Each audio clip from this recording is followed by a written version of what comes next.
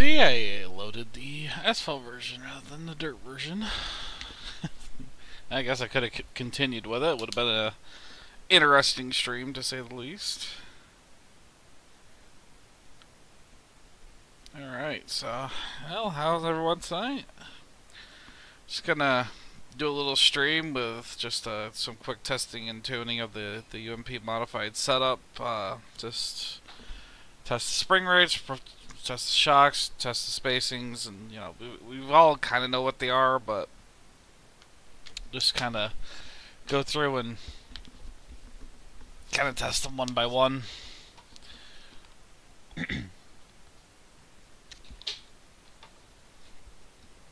Okay, so let's go ahead and get, yeah, just not Lakeland, gotta get linear. Alright, so probably just go out on this default setup, set a good lap time first. Now that I've kind of familiarized myself with linear a little bit better than the first day when I was pretty much hitting the wall almost every single time. Alright. The beauty of self-test, I don't have to use the proper pit exit, so there's that.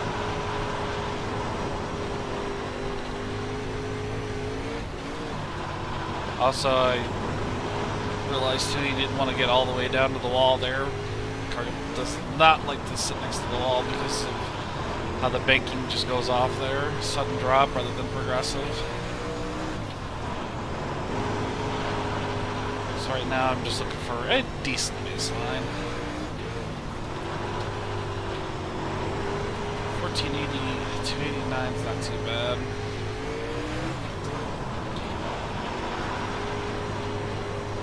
Just doing it on a heavy track first, and then I'll probably switch to a slick track and try to make some setup adjustments based off of that.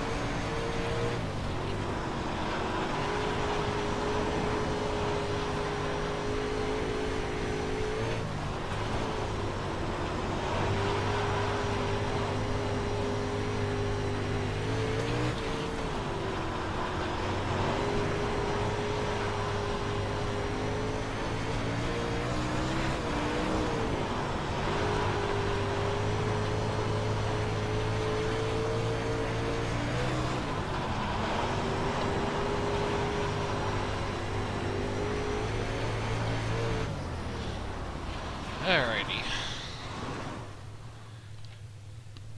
Not too bad. In the ones, that's not too bad. Make sure privacy is public. Yes, it is. Alright.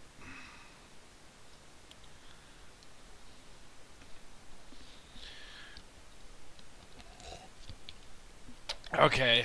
First things first, you know, like I was showing on the stream, I'm gonna reduce these tire pressures. It just immediately felt better. At least to me. Rear end didn't feel like it was so active. I'll be a good boy this time and go out the right. Because I should be teaching people that you should always follow track etiquette. Yeah. Even though it's a self-test session. Okay. Whoa. Sorry, I was looking at my OBS screen real quick. There we go.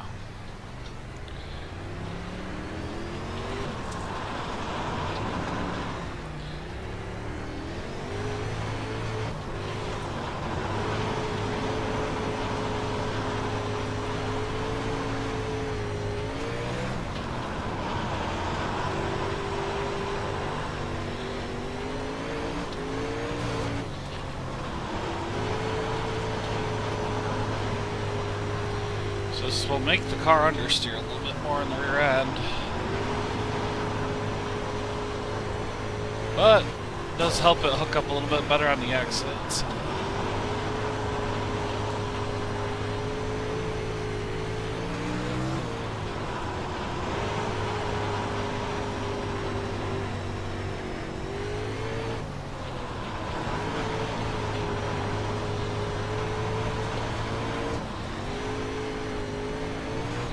So yeah, I may not go 2 pounds. I may go like a pound out of the rear.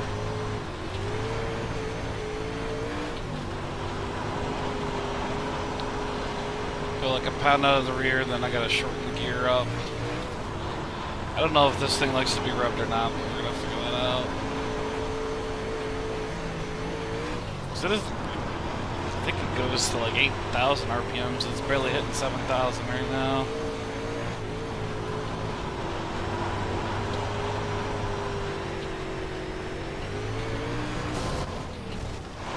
Right. What do you go to? Yeah, 8,000.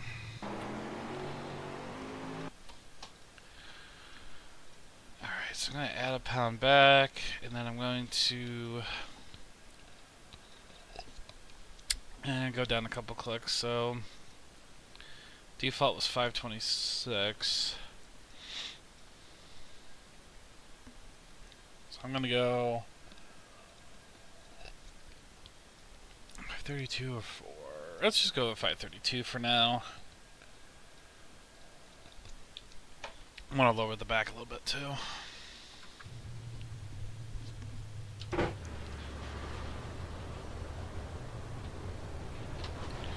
Come on, brake pedal, don't do that today.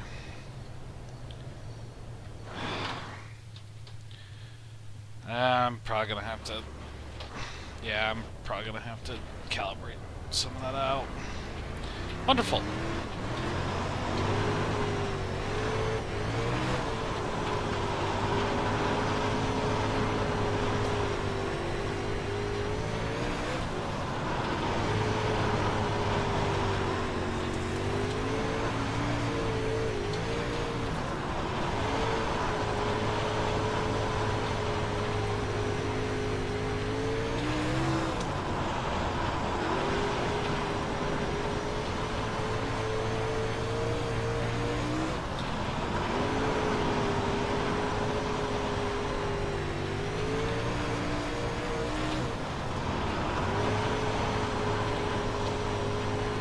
That's a good thing. Lower gear is not allowing to get bogged down in the corners.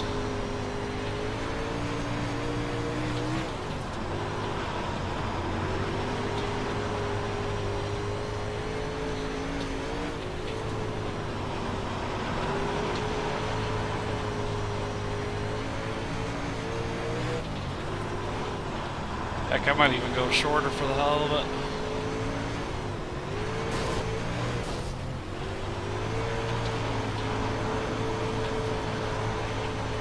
I'm just trying to get everything that I can out of it.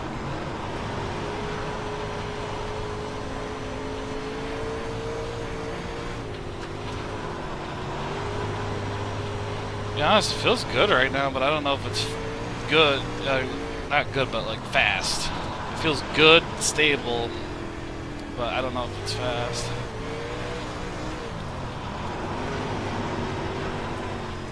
Oh boy. I love that as soon as I get talking, I can't drive anymore. I am not a multitasker.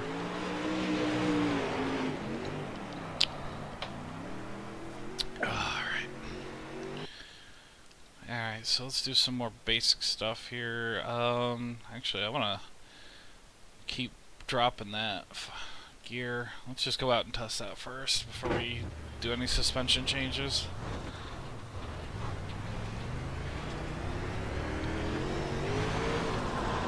Also, probably after about 40-50 laps, I'm going to go ahead and reset the track because I don't want the track to change too much while I'm doing these. I'm just trying to figure out setup changes for the car right now.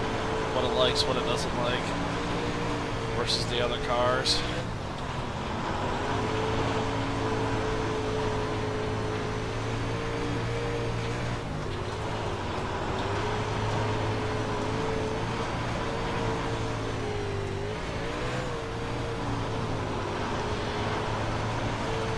This one might be spinning its tires a little bit too much. Yeah, because it doesn't feel like it's gripping.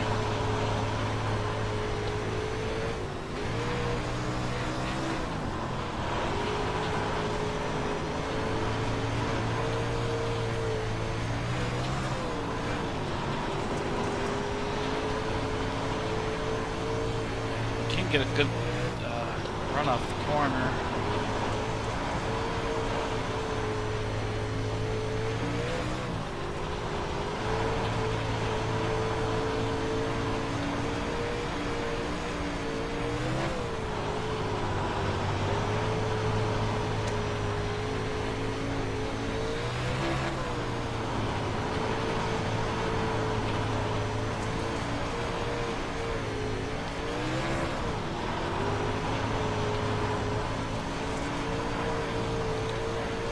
I think that might be it. Because even though the gear's shorter, it's like staying in the same RPM ranges. Like, I don't know. I don't think it's finding any grip. Let's put it back to 534.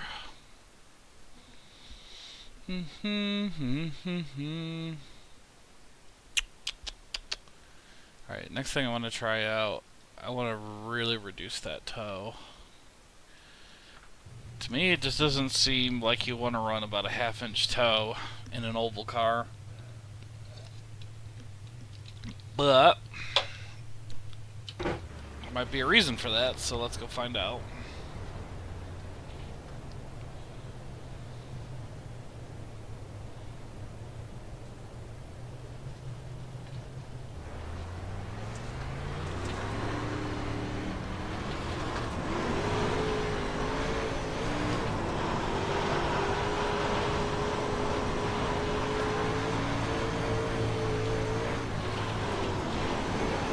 From the high side here a little bit.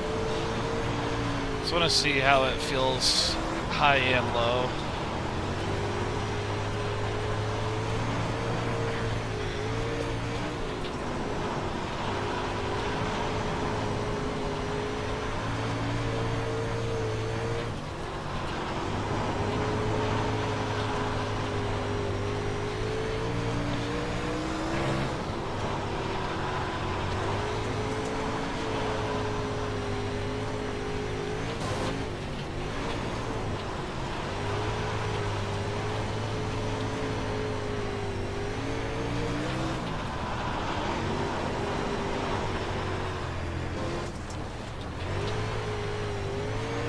Definitely makes the car react a little bit differently.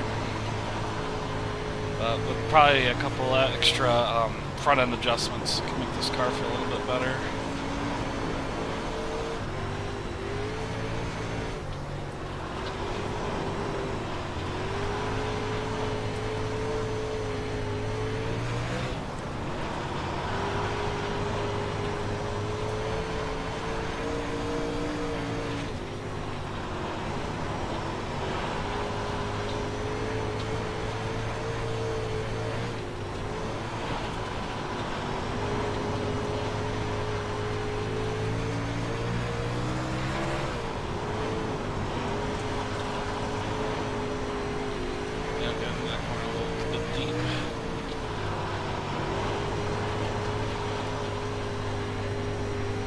Feels good without all that toe. Drive's different though, but like once you get used to it, it ain't too bad.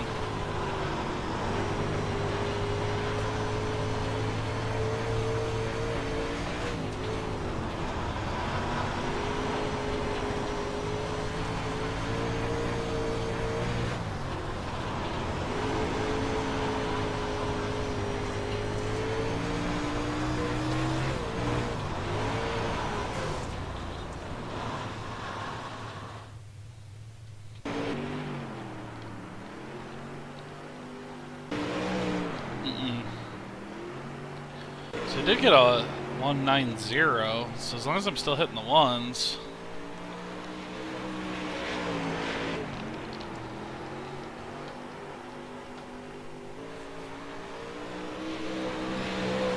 It's not too bad of a setting, but then it was like 2 2s. Screwed up there a few times, but that was all on me. Alright.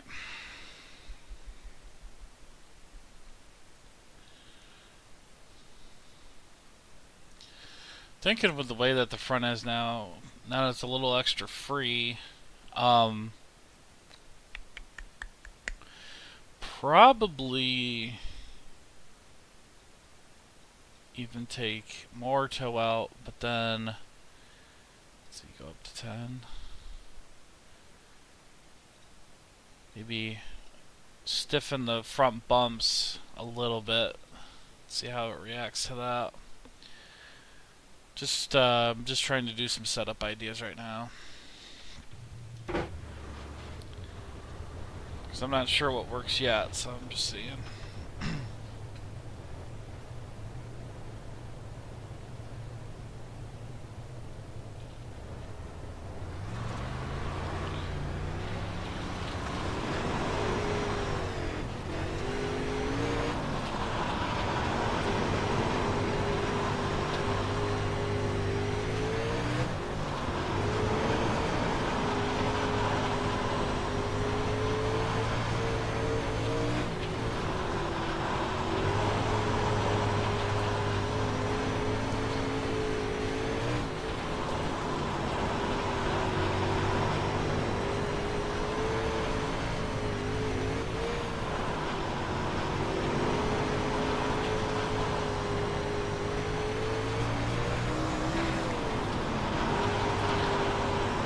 Oh boy, a little close, but hey, game time though.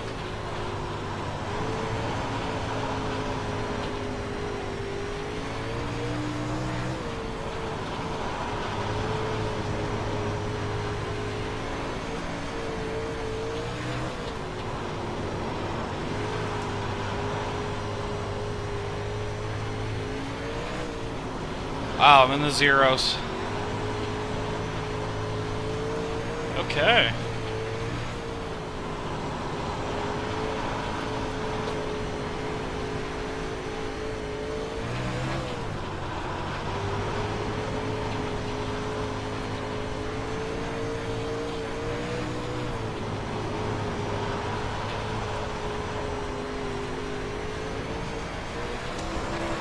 Just that little adjustment made the car feel so much better.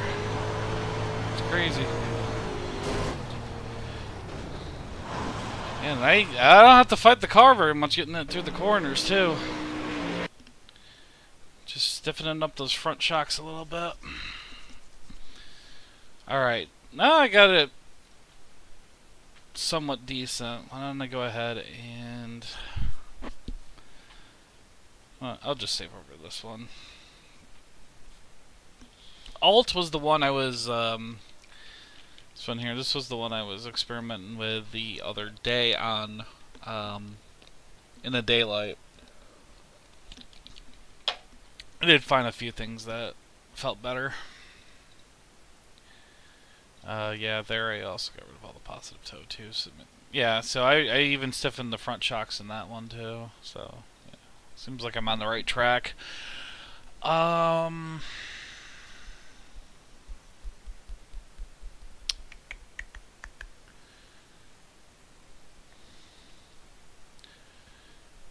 Well, somebody in the chat, Metagaming, says, I set both rear shocks at 3/7, and it really helped the drive off Williams Grove in the slick.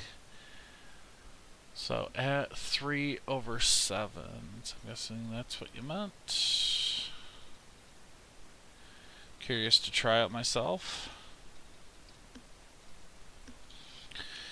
So the stiffer that the left rear rebound is, in theory, the less traction that the left tire has, left rear tire has. For the right rear, that's, oh, that's the, here, I'll show you in the, let me get my setup page up. Setup help, oval check tuning guide.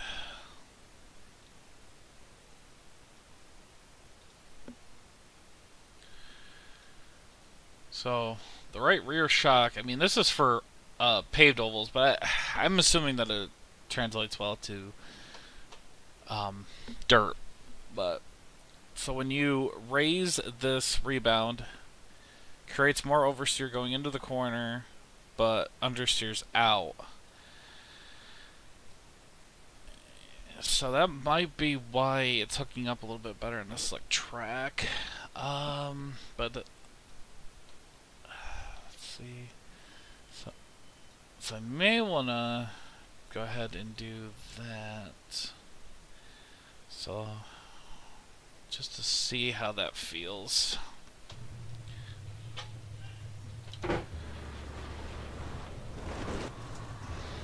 Probably in a few laps, I'll may reset the track.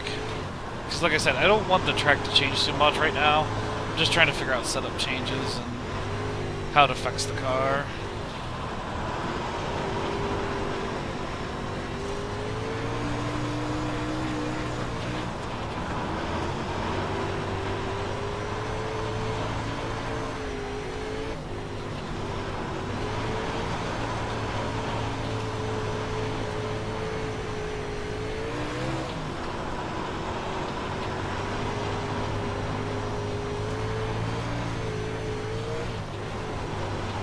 Got a lot of drive off the corner when you do that.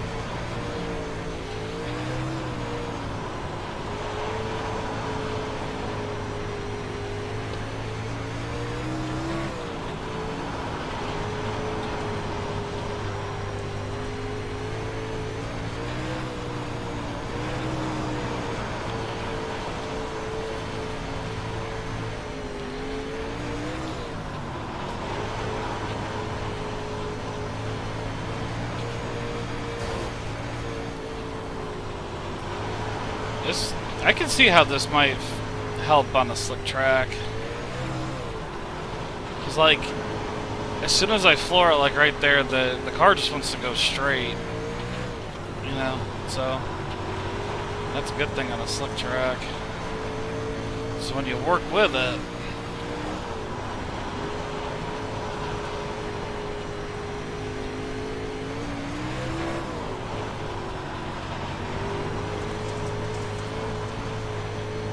some good lap times out of it.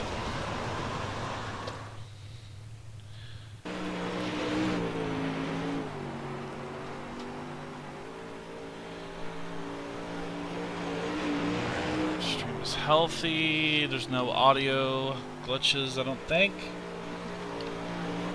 Because that would suck. Because I noticed in the last stream it did that. Alright, I'm gonna go ahead and reset the track state. So I'll be right back. Because, yeah, I'm just working on setup changes right now. I don't care about letting it slick up, let it dry out. I just want to screw around with the setup changes right now.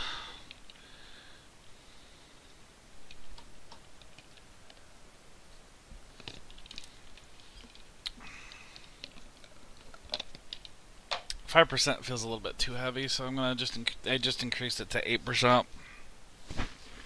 Because honestly, you'll never get anything that's too clean.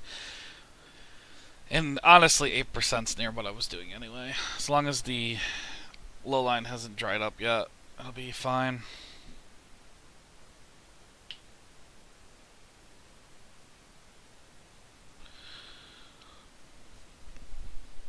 Okay, so this is what we were just trying out.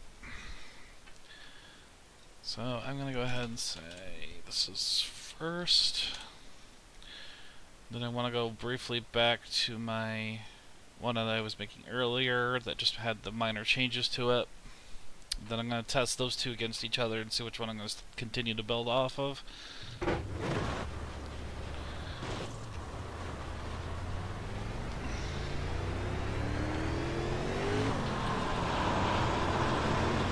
It's helpful in the sense that I could feel that the car wanted to get straightened out quicker. Which, yeah, heavy track like this that's not too useful, but like, yeah, once there's rubber laid on the track, something like that will be awesome to know. So by the end of the day, though, I am going to try out, like, when I sit here and find, you know, maybe a baseline set that works semi-decent, and I end up taking it to a slick track, and I may have to do something like that, just to see, you know, then that way I've got a baseline for tacky, a baseline for slicked up track.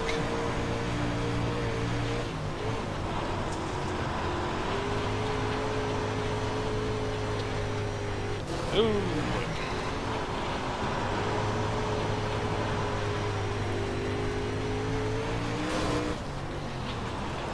So in that last session, we were, what, 14.08, something like that? Alright, we'll just make this a throwaway lap. Let's just get a good run off the corner.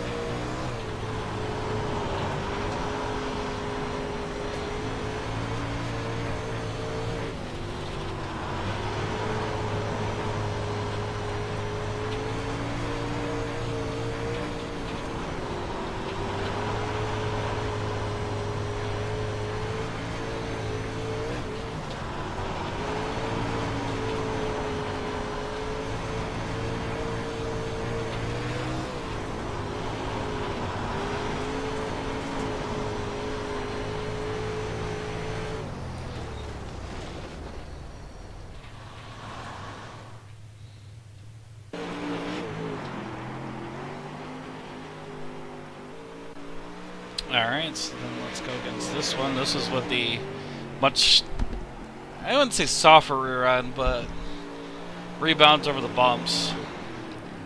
I hope that was the settings you were talking about, right? 3/7. So it was bump over rebound. Alright, let's go out there. Then I think the next thing I'm going to try is the J-bars. Screw around with them, see what that does to the car. Because I found both chassis and axle J-bar heights that I liked on the late models. But obviously I don't know if they're going to translate to this car too.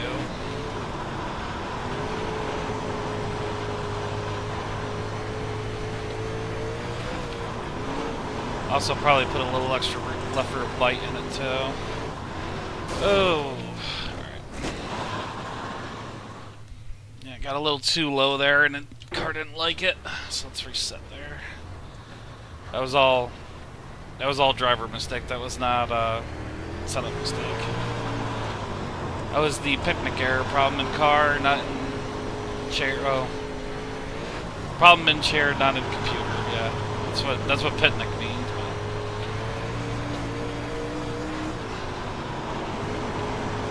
Problem in chair, not in car. Yeah, there you go.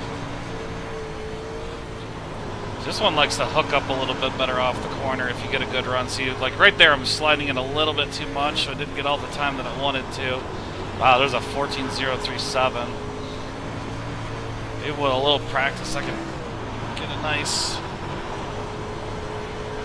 lap out of this one too. Nope.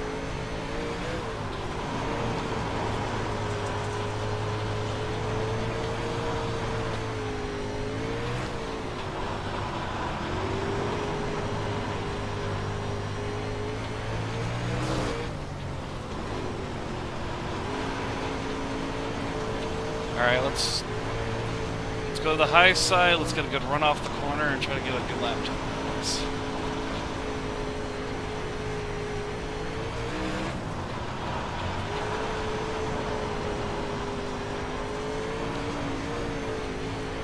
That good lap time is not gonna happen.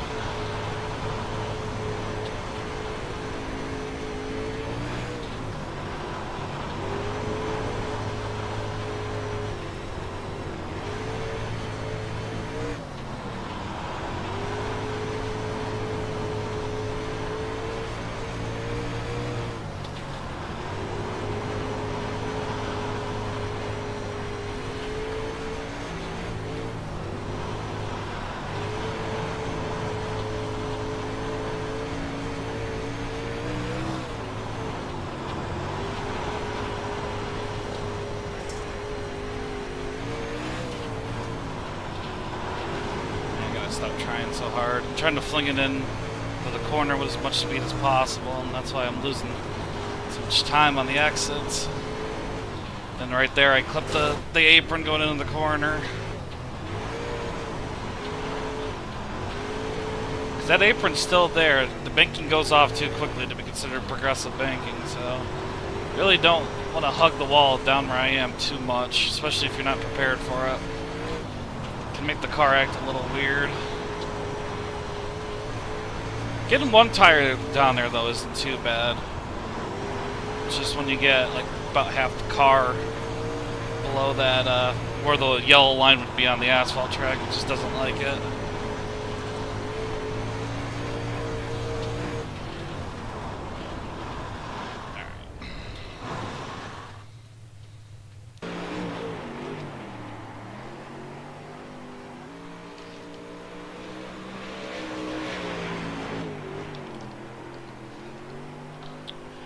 So you had a 20-24 split on the bars.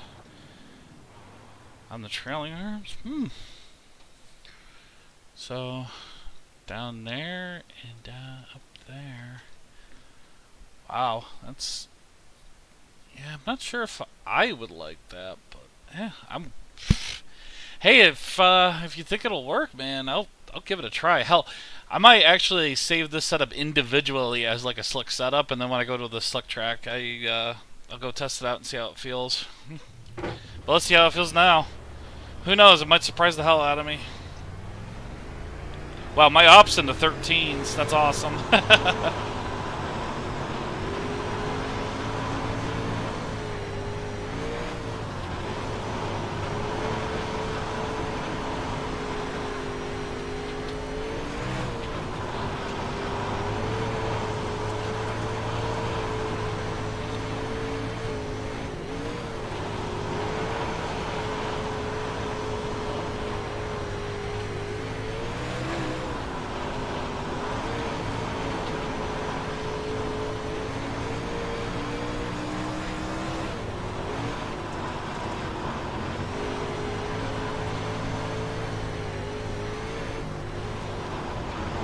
Yeah, it makes the car drive a lot differently. I'm curious. I am curious now to see how this car reacts on a slick track with this setup.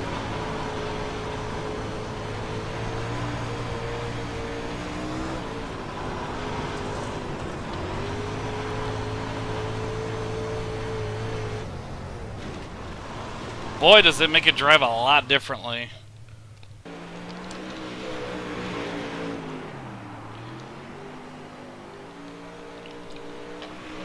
Okay, so I'm gonna call this one slick experiment. And then I'll go back to the one I was just on. What one was my most recent one? First? Yeah, that is. Okay. So, just to review, I'm just working off the qualifying set that iRacing has, just as a little recap over the last half hour.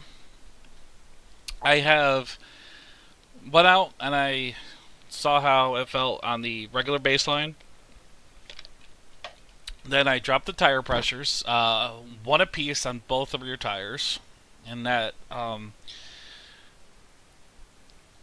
that gets the, what is it? It gets the bite better off the corner. That's what the left side does. The right side is just kind of overall, when you reduce the tire pressure, it's it will overall tighten the car up a little bit. So it felt a little snappy, just throughout all the corner. If you got on the gas too early, the rear end wanted to come around. If you got on the gas, you know, late in the corner, it would come around and you'd have to kind of adjust, and then it would slam you into the wall. So I reduced them one apiece. It's made it feel a lot better. The default setup has like 7/16 toe in, positive toe in. I took it all out, and then I raised the front bumps both a click to help stiffen up the rear end, the front end, excuse me, because positive toe will make it understeer going into the corner. So I took a lot of that toe out because I just don't. Oh, I took a lot of the toe end out. Is that the way you want to say it? Toe end's funny, but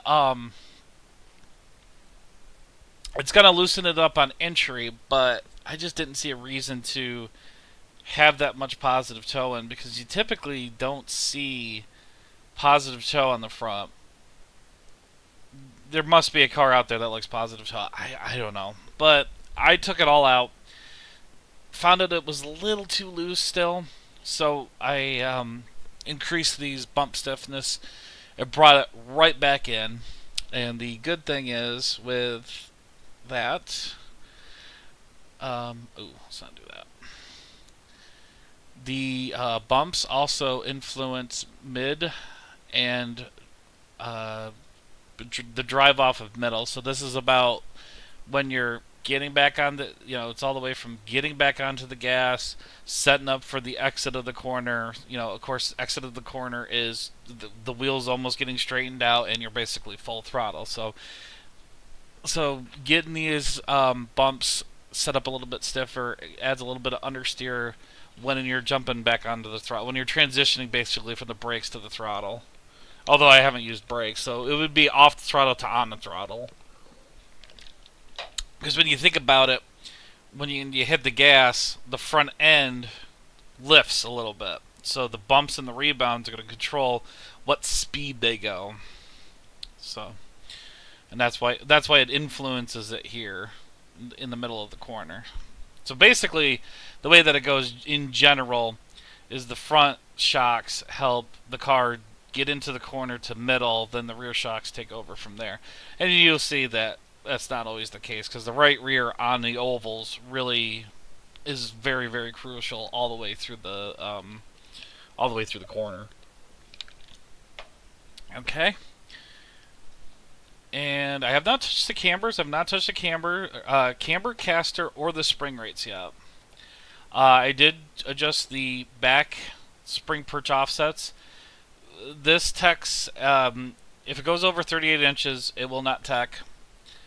So the default set's like 37.9 inches, very close to it not teching. With the tire pressure reduction and a couple perch offset changes, I got it down to that. I've noticed on Lanier at least, so far from what I've experienced. Now, granted, I haven't done a crap ton of testing this week. Good range that I've seen throughout all the tracks I've tested. So I've tested there's 5 tracks. I've tested 4, which is Eldora, Williams Grove, Volusia, and Lanier. I have not tested USA out. Don't really care for it. I've noticed that the deck height between like 37.4 to 37.6 in that range tends to be a pretty good starting point for the modifieds. You get it too low, the car doesn't want to react. Rear end doesn't want to react as well. So, still keeping it in the air, but not on the limit of having it go failed. Okay, so that's just a review of what I've done. I think the gear was like a 526 to start off. I went down to a 534.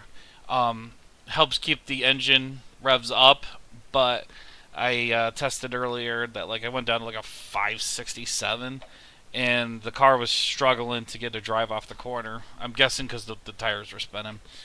So the other thing that I adjusted was the rear shocks. I softened the bumps and increased the rebounds. So softer overall bumps in the rear makes the rear end understeer more. So when you jump on the gas, the car's going to react a lot less. So if you've already got the car set up for the corner and you slam the gas, the car's just going to probably track out exactly where, once you're used to it, it just tracks out right where you want it to. So that's what I like. I don't like a lot of I don't like the rear end hanging out too much when I'm exiting the corner. I only want it to hang out middle, you know, entry and middle. So that's why that was done. And pretty much from there, the only thing else I want to try is add a little left rear bite to see how the car is going to react. Let's... So was that 74, wasn't it? 72, 74? So we add about a little under 20 pounds. Keep the axle lead the same. I'll keep the deck height the same too. And for now, that is all I'm going to do. Probably the next change I'm going to do is camber, maybe caster.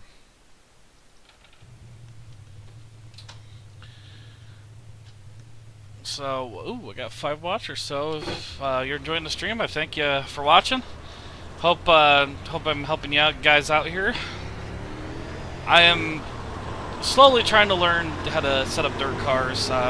Don't claim to be an expert on that. The only thing I really can say that, yes, I'm confident that I know everything that I'm doing right now is the modified. So I'm just trying to broaden my horizons, especially with a new modified out. I've just always been a fan of modified racing more than any other classic car when it comes to short track ovals.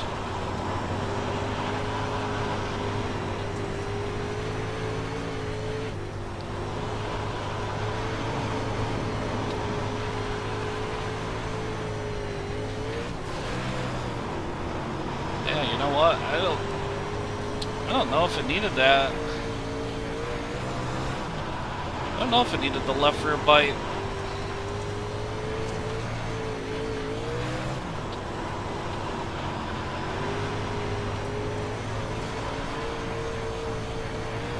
Drives very strange now.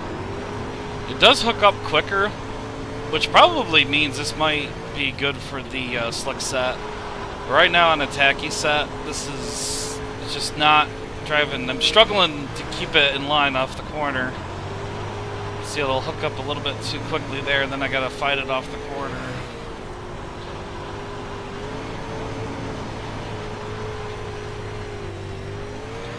Not too bad though. But I think once the car gets slicked, oh boy, ugh. Once the track gets slicked up, that setting itself won't be too bad. That's okay. Alrighty. So now, so this seems to be a solid baseline that I'm going to start basing stuff off of.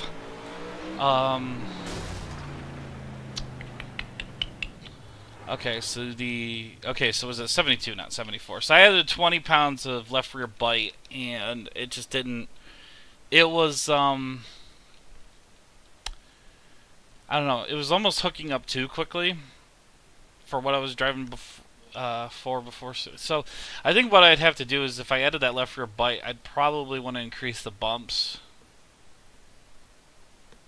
Let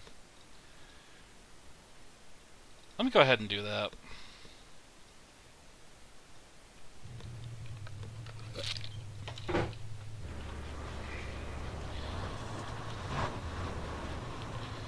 Come on, car, turn. So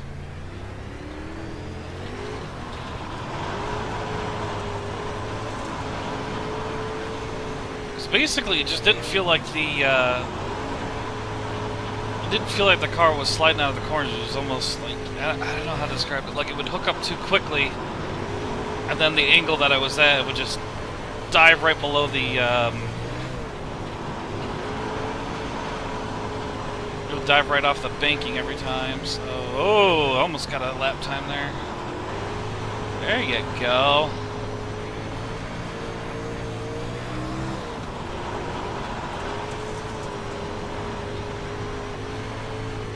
Ooh, man, I almost got that lap. Ugh.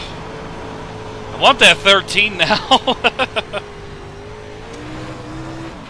Alright, let's go a little bit high here. Let's try to get a good drive off the corner. Set a good lap here. Nope. That's driver error. Gonna hit the wall there. Ugh. Yeah, I dived it in too quickly. That was the problem.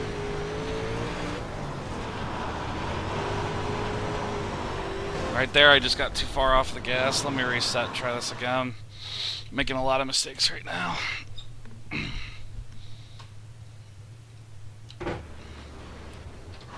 course, it doesn't help that the brake pedal's stuck in. Yeah, I'm gonna have to clean out my pedals.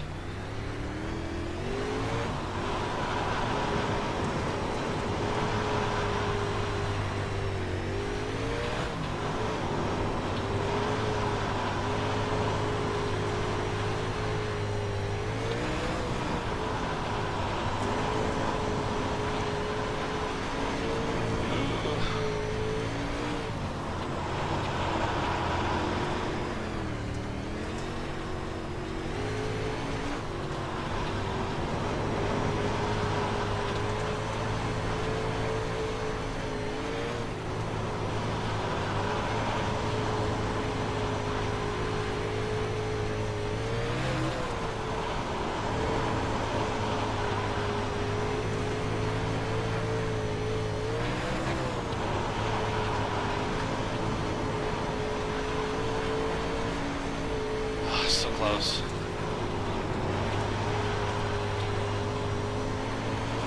I will say though that this is feeling pretty good. Not gonna lie. It does understeer a little bit, but like once the track starts to slicken up, this would be like a very good set. I'm starting to actually see some slick patches form, so I may want to reset the track state. Yeah, like on the entry of one there's a slick patch showing up. Ooh, ah.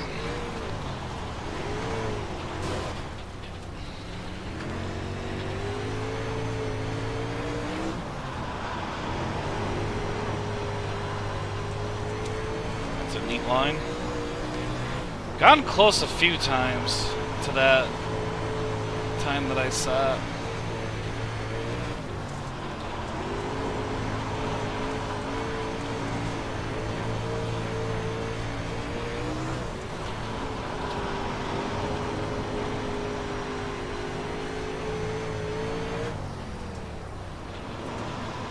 I think I'm gonna reset the track, but I feel like I'm onto something. So that last time, let's see, we got in the 1-1-1. So we're hitting consistent 1s and 2s. I'd say that's pretty good. This lap though. Oh, that was great.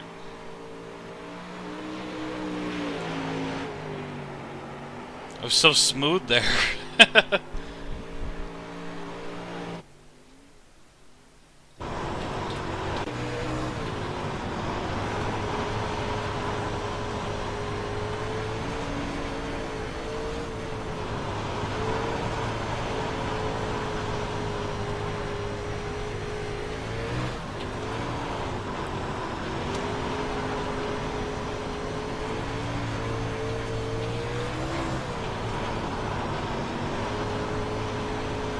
That next lap wasn't a bad one either.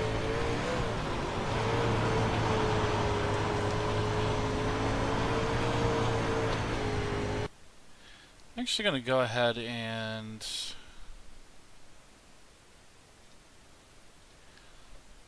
take a little left rear bite out. See what it's going to do.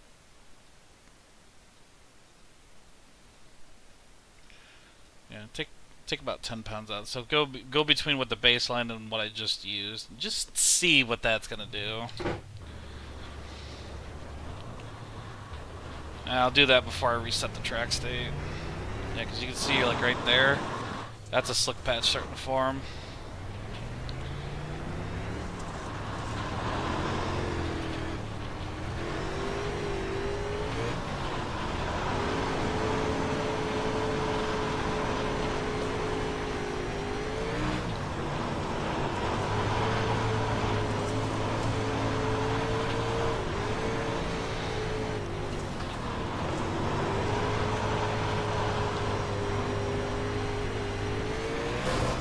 Ah.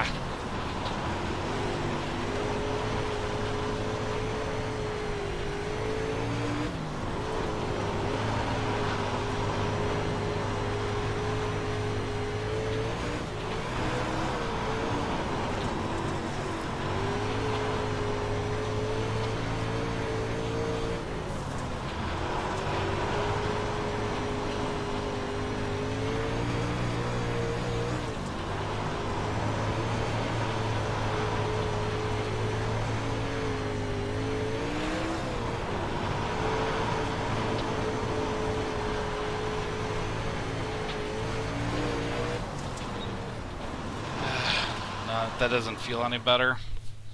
How are the lap times?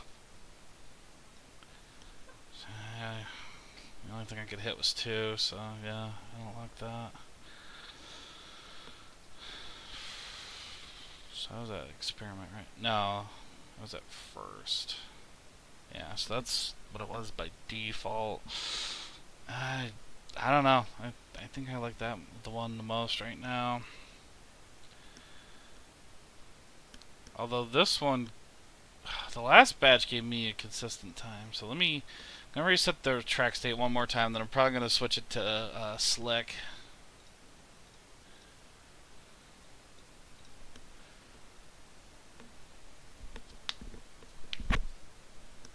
Probably slick. Probably, I don't know, like 60% at least.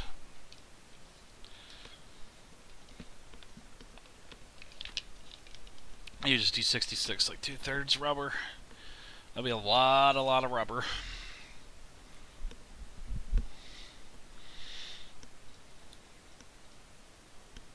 Oh, the other thing I want to try out too. Try out the stagger too. So I know that 0s are the best time, 1s are pretty consistent. So if you're staying in those ranges, you're doing pretty good. So I'm gonna raise the stagger up a full inch. See how it's gonna do. I don't think on linear you need a lot of stagger, but just want to see what it's like.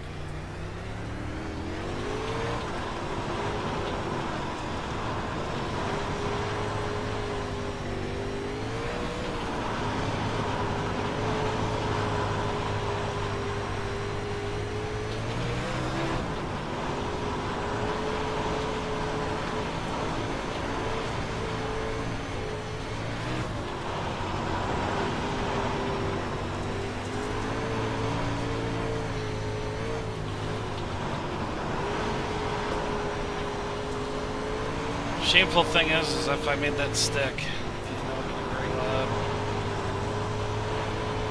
So on a tacky track, this is feeling pretty good. Obviously.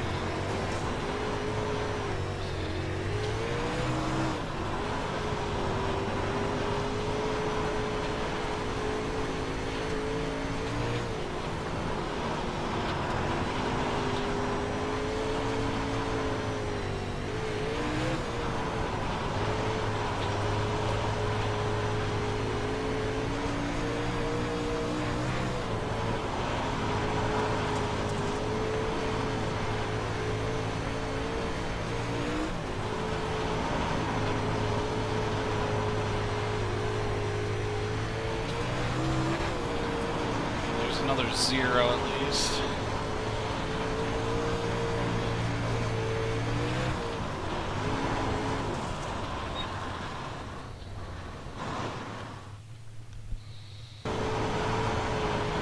The op's already won't show there, but the op's already 0.15 in a couple laps, so that's interesting. So probably realistically for... Yeah, that's probably not too bad. I mean, that was good for qualifying, but I think probably for a race you only want about either 1 or 1.5, because remember, the track state's going to change over time, so... I'll go with 1.5 for now. Probably even right in the notes. But it'll stagger up to 2 inches.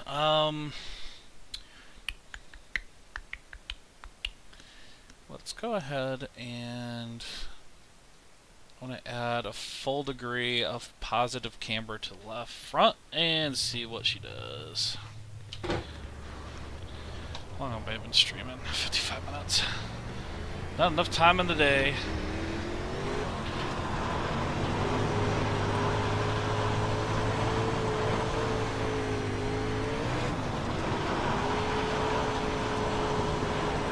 So theoretically,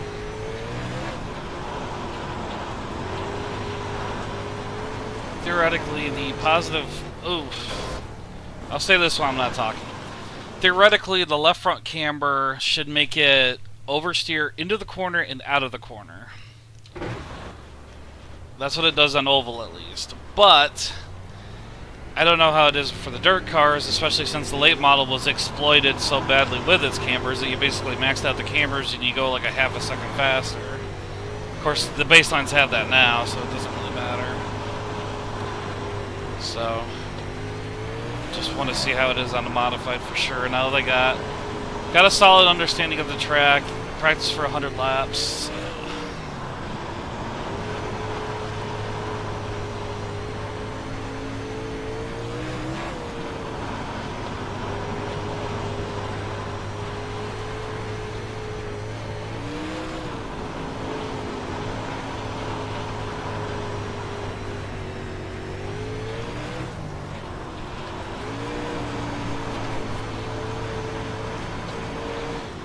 The beauties of short track racing. You screw up one corner, it'll screw up not only the lap you're on, but the next lap. That's why short track racing is very tough discipline. Love it. Whether it's paved or dirt, it's just so much fun.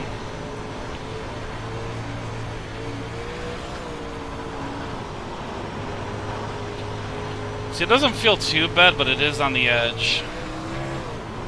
If I were to keep it, I'd probably only go a click or two. I wouldn't do a full degree.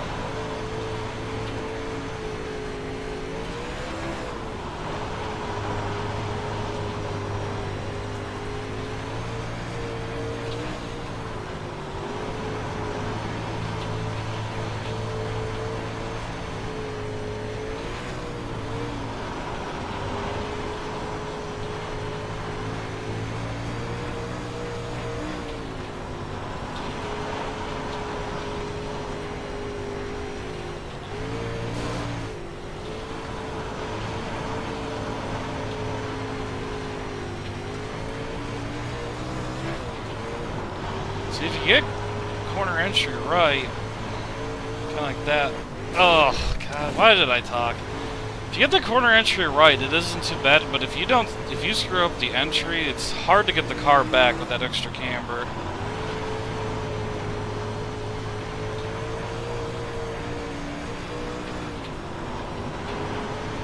So, possibly like one or two clicks, it wouldn't be too bad.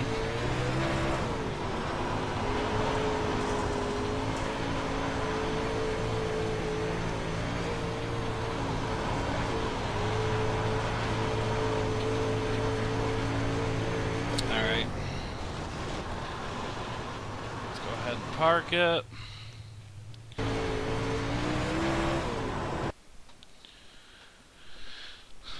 Hello there. Hope you're enjoying the stream. Hope I'm helping you guys out here. So at default, it's 1.1 or something like that. I think that's the default. So I'm gonna actually go 1.5, and then I'm gonna actually reduce the right side camber by a click. What that does is it's basically going to make it... What is it going to make it do? Let me get that rev sheet up.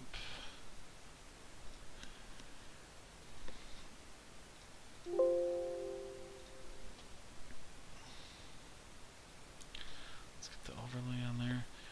So right front camber is going to basically, pretty much do what the left front's doing, but it's on the right side instead of the left side. So I'm just going to try to see what it's going to do.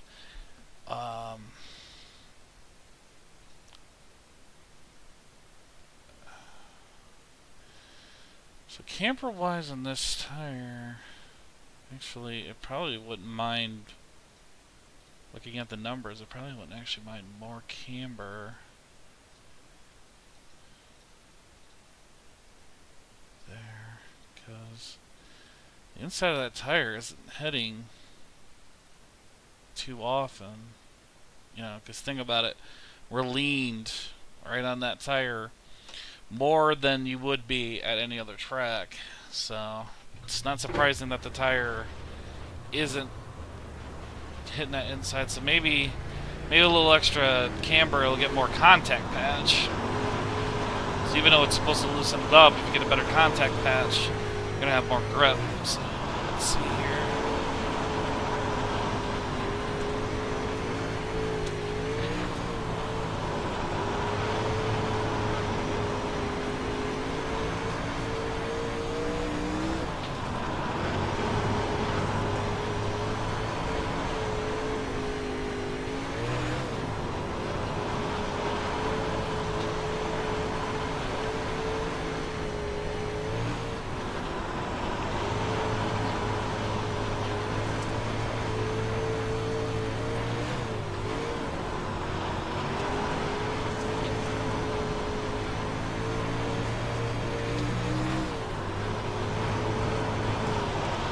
Whoopsie.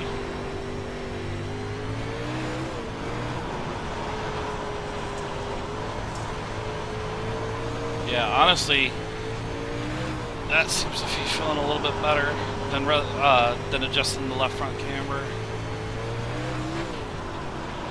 So like I said, it's getting that contact patch now, so it's able to hook up a little bit quicker when it needs to.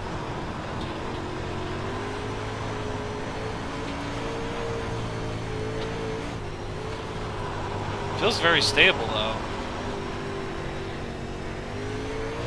So if I can find some speed off of this.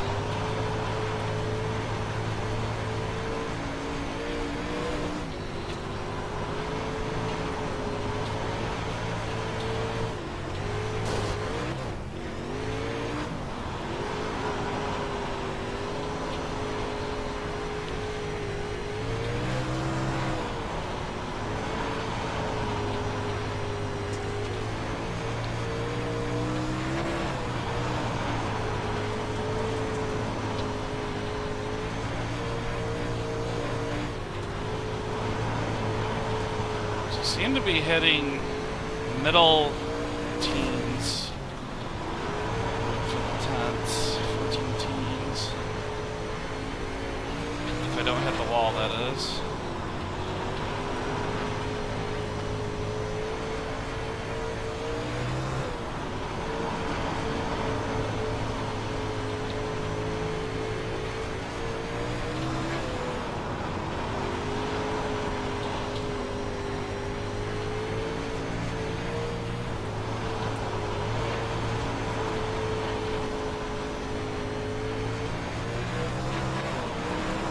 Oh, this is gonna hurt. Okay. Yeah, that doesn't feel bad at all. Yeah, see, now this temperature is getting brought up more. These are actually staying about the same. So, yeah, okay. I'll keep that.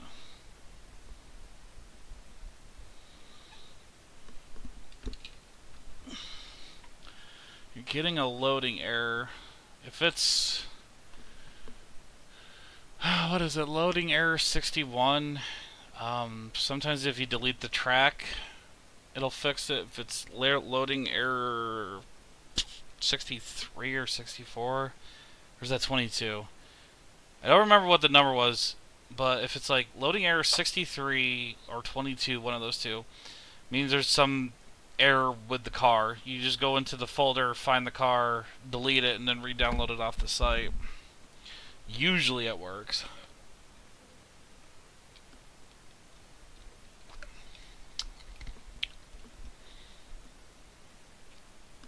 So, I don't know if that'll help or not. I don't know what the error message was. So. Let's see, steering ratio still 8:1.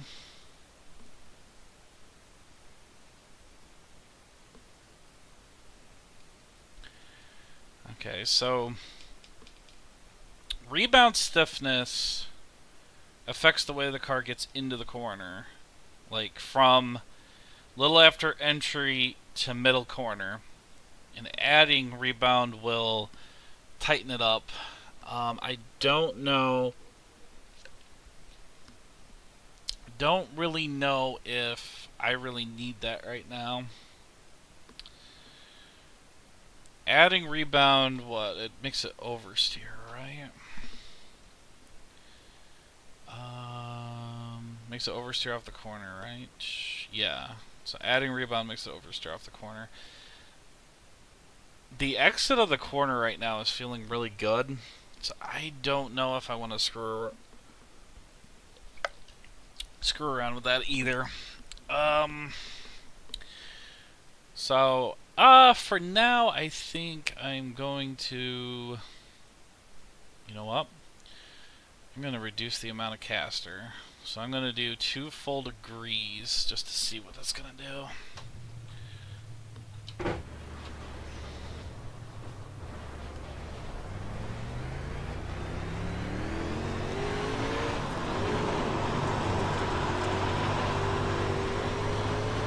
So basically, you're reducing the caster split. So casters allows you to have as much dynamic camber. So it's the camber while the car is steering. So less caster is going to lower that effect.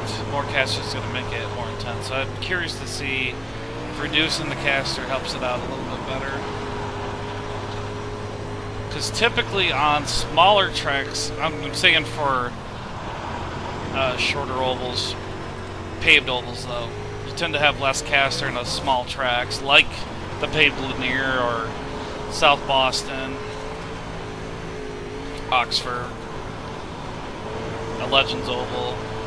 So, not always, but most of the time. So then, like, compared to, like,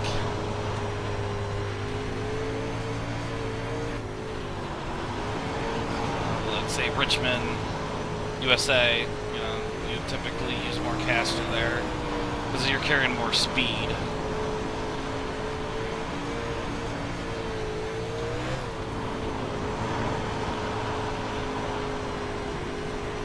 This doesn't seem to be too far off, making it feel good.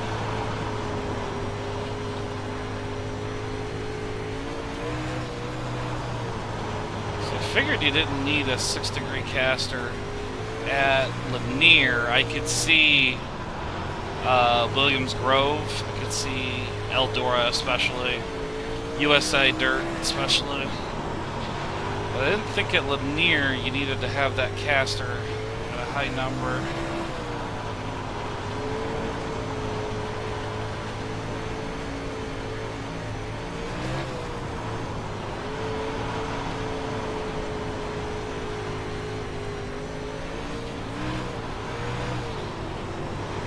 Oh, bad luck. Alright, let's throw that lap away. So my screen got so dirty. For self-test sessions, I just put on that, I think there's an auto button that you can auto do the tear-offs. I would just do that for self-test. Just so I don't have to worry about it while I'm driving, you know, testing and streaming.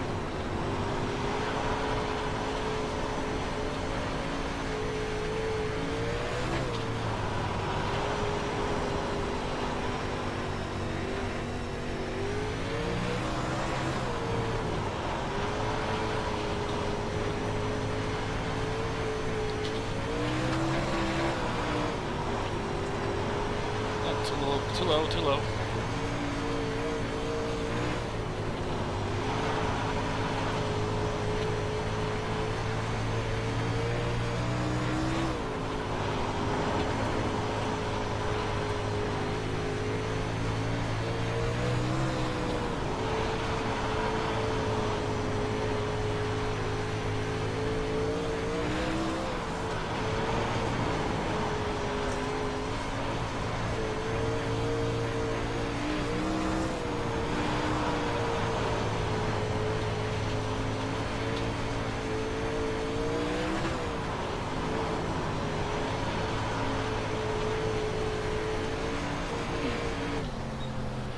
Seems very, very consistent.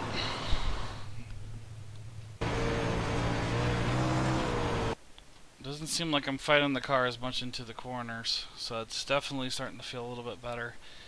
Let me just, I think I'll add just a tick back, and then I'll go ahead and save that.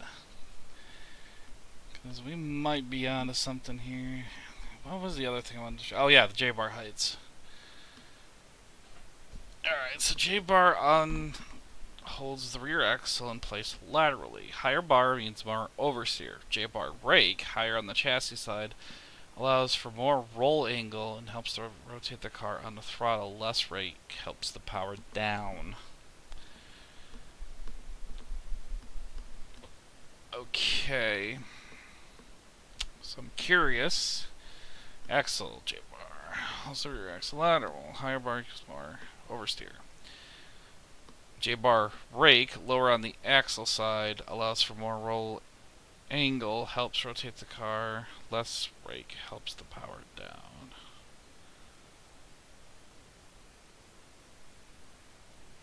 That seems to be they counter each other. Two steps might be just a little off. Okay, so this can go, this can go all the way down to 6 inches to 12. Okay. You can go, what, 20 to 15? That's what the late model does. So you can go 20 to 12. Okay, you're at 17. Boy, power down doesn't seem to need much more, so...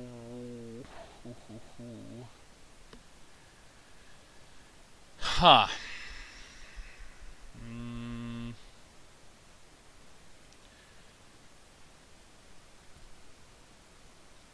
Let's just get rid of a little bit of that rake. Let's see what it's gonna do.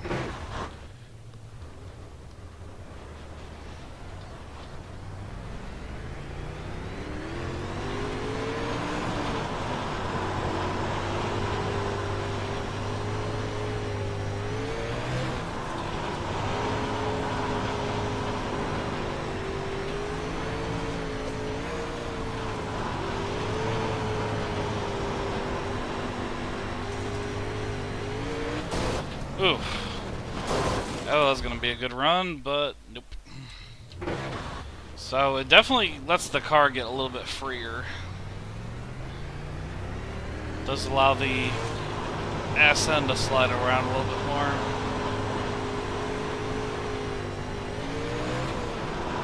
So then I'm going to get a few laps on this, and then I think I'll go ahead and keep the same rake, but then turn them both down. So put the axle back at 11, then reduce the chassis and see how that feels versus this one.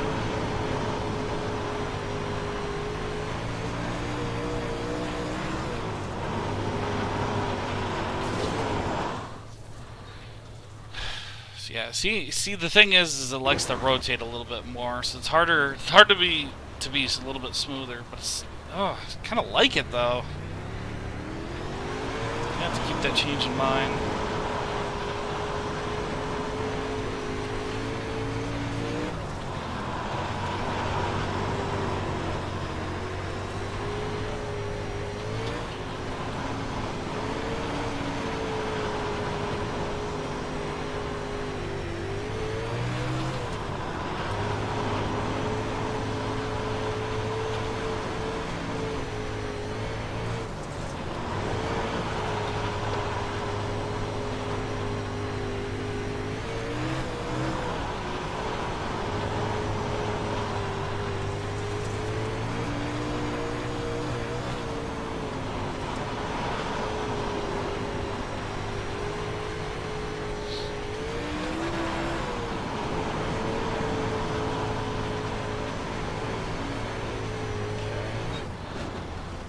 So it's not bad, it's just over-rotating a little bit slightly. So now I want to see... because I know what they do on paper, it's just now I'm just seeing what they do by trial and error. What they do actually do altogether. So how did my left rear light go down? I want that to stay the same. 72 pounds on the left rear. Okay. Yeah, that's a problem I was having before. Oh, I did adjust the cambers. I bet that happened when I adjusted the cambers.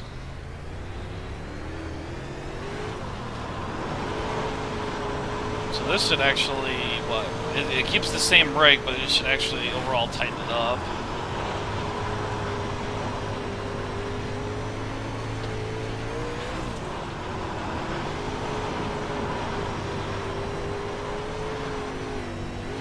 Yeah! Whew.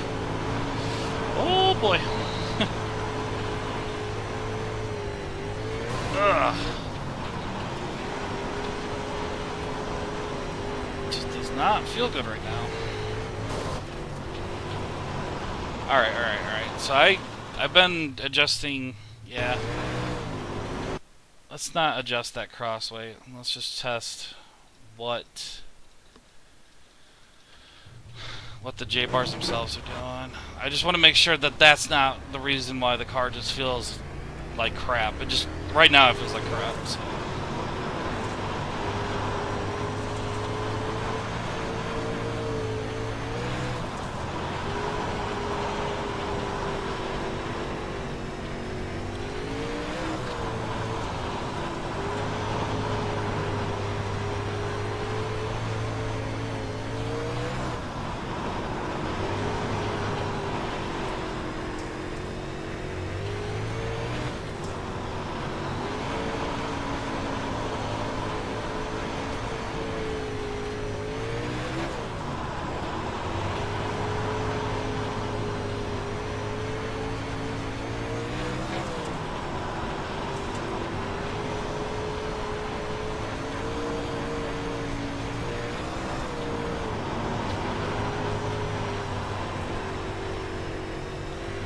Oh, that stupid brake pedal. How much time have you been costing me?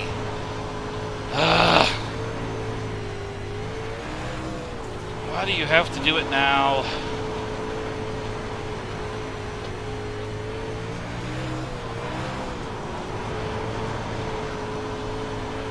Here I'm thinking, oh, the car's just not driving good. It was probably because the freaking brake pedal was on the entire time.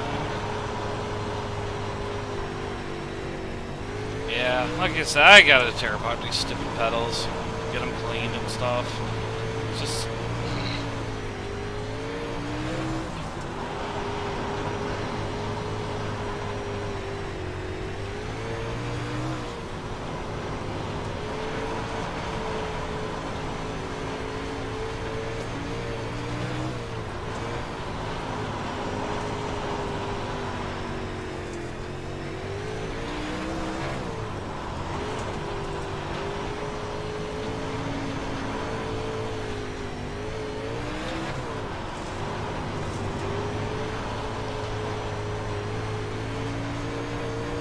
So the car just feels sluggish, which is true, because if you're dropping the J bars, it makes sense that it's gonna, you know, even in the tooltips it says it helps get the power down, so it means it's gonna make it oversteer. So let's get them reset back to normal. So that's what they were at. Now I want to try them both, just bumped up a little bit. Then I think for now that's all I'm gonna test out, and then I'm probably just gonna go to a slick track, just run that for a little bit, because I need to go here in a minute. Well, not in a minute, but a little while.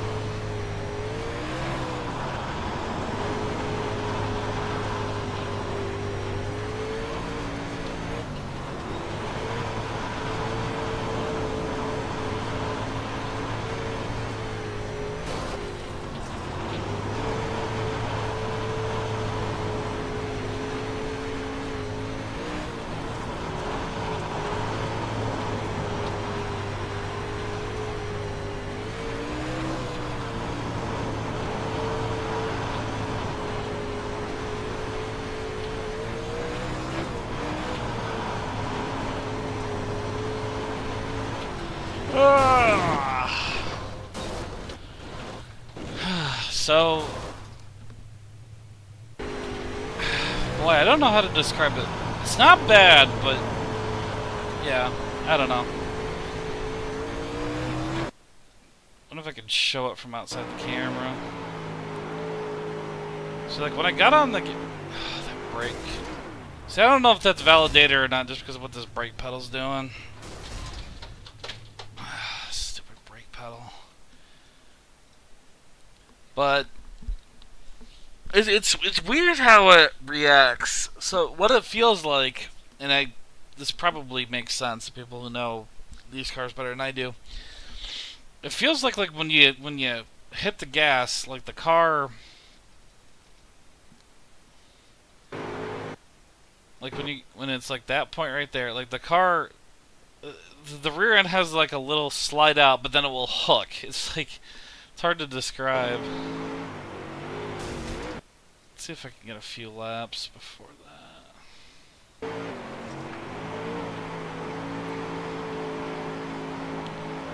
Yeah, right there, it's pretty smooth. See, it's starting to get slicked up. So. Yeah, in this build, the dirt tracks slick up a lot faster than they did before. Because I've only been here once. Well, 80 laps is not bad, but even in that last session, we started to see slick patches. What was it, 50? It's a little under 60 laps in before you started really seeing slick patches. So, alrighty, so I'm gonna actually just leave these alone. Probably do some experimenting with them later. Just put that back to normal. Then I'm gonna take this to a slick track. I'm gonna try the baseline by itself just to see how it acts, and then probably do the normal stuff of, you know, just adding more left rear bite. Actually try the suggestion I saw in chat, which was the trailing arms, adjusting the trailing arms. Helps you get the drive off the corner.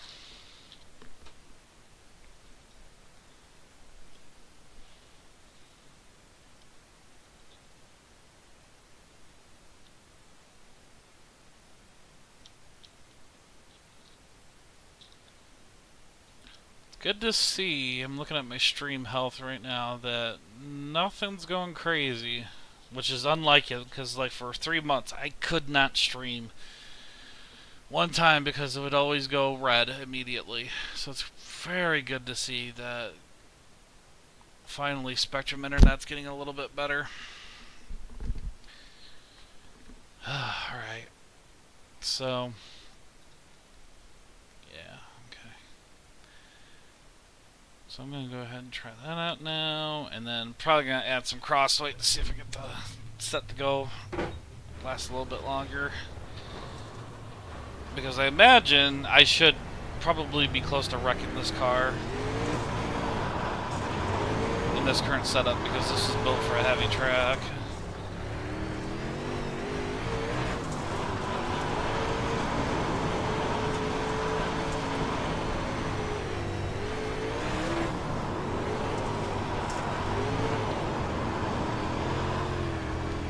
She hooking up.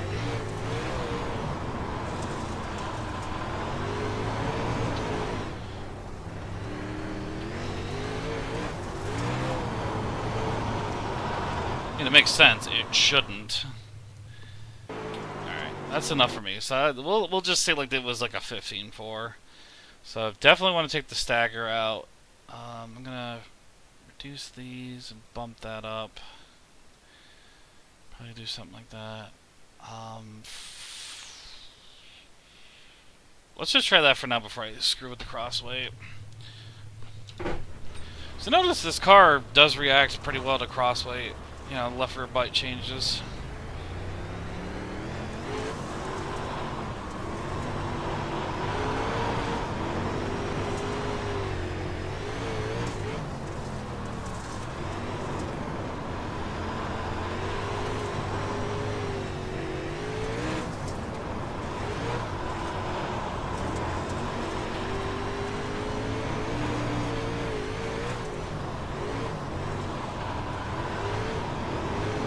Oh wow, I'm in the 15s.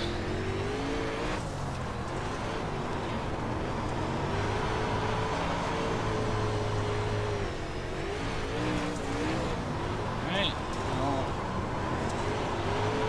let's try the next lap on the top just to see how it is.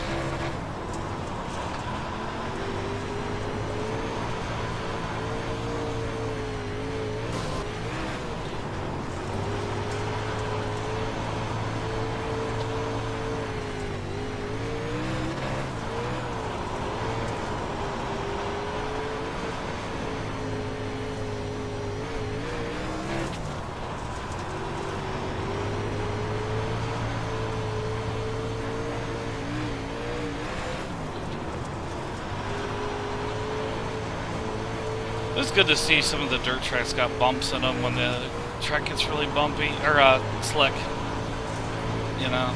Because you'll see cars bouncing all up and down and stuff like that all the time in real life. You never get a nice mirror sheen. At least in my area, you never do, but... I mean, you do, but... sometimes you just don't.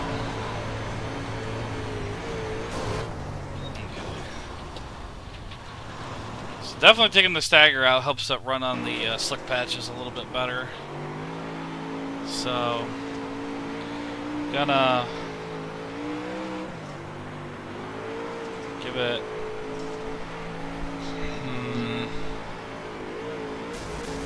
let's get that up to 100 pounds of rear bite. Okay, maybe I don't want to do that. Okay, that's where it was before. Alright, let's get up to 17.6 roughly. Let's go back down. There we go, 100 pounds. Keep the axle lead right where it was.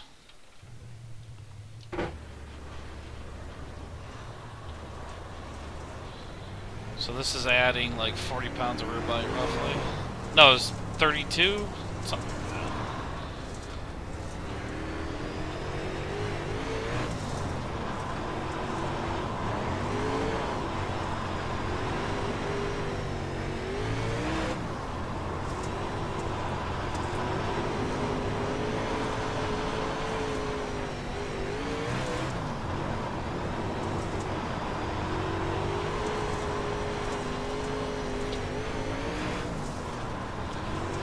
Back in the 14s.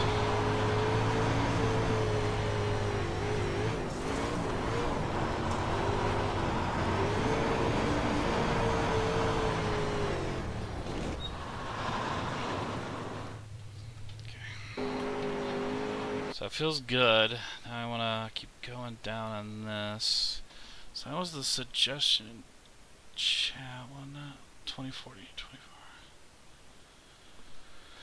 Take the rebound out of the front to help the drive off. Oh yeah, that is a good idea. Yeah, let me go ahead and do that. Take three out of the rebound, because like I was saying earlier on this, I was saying that during the tacky session, the right front rebound, make it oversteer off the corner. So, how low can it go? Yeah, so we'll just reduce it by 3. Usually when I make shock adjustments, I go by 3 anyway. So, so that was the 2024 split recommended in chat with a +2 axle lead. Yeah, that makes sense. That axle lead needs to go down.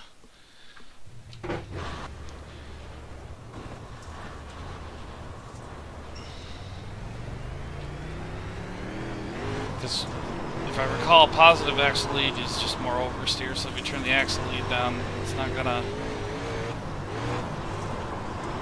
oversteer as much. Woo!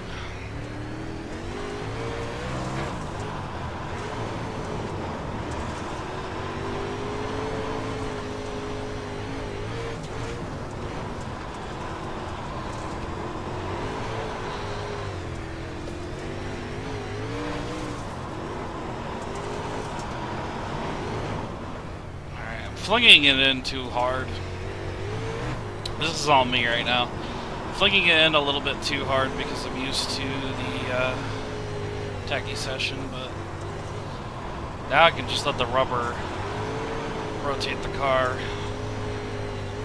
Slow part of the track. Because there's no grip there, so the car can just kind of slide right over it.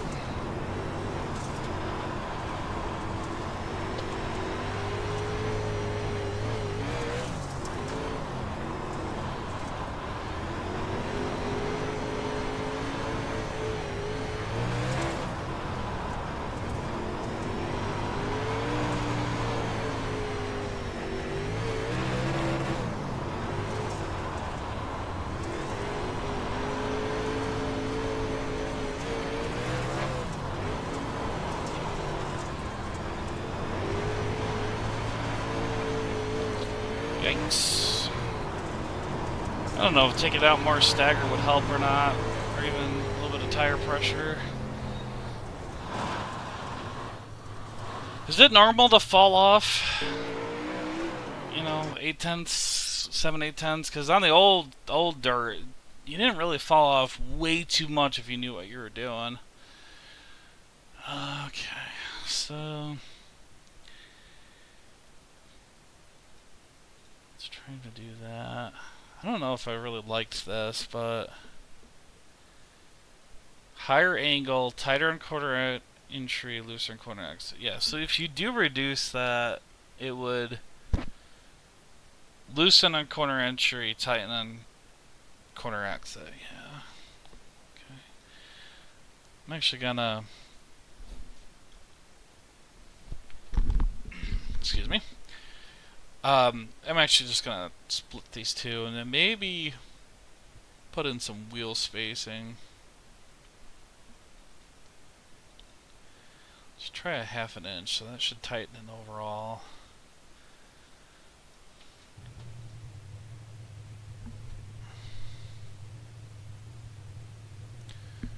Try the J-bar at 12 on both? Wow, that's such a huge change.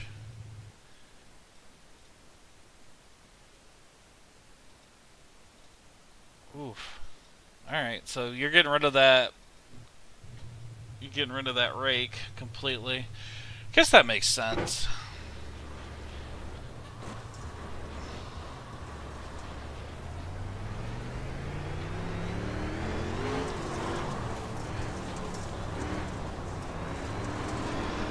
Ooh, boy.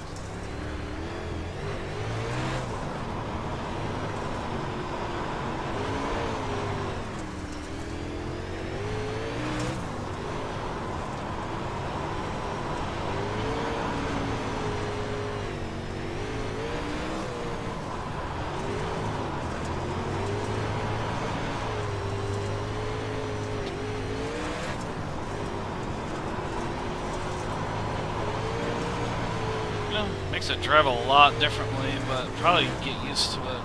It's so bad. Holy crap.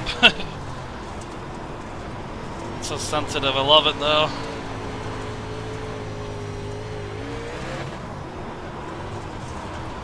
So it doesn't seem like it's too beneficial to run up the track at linear at all.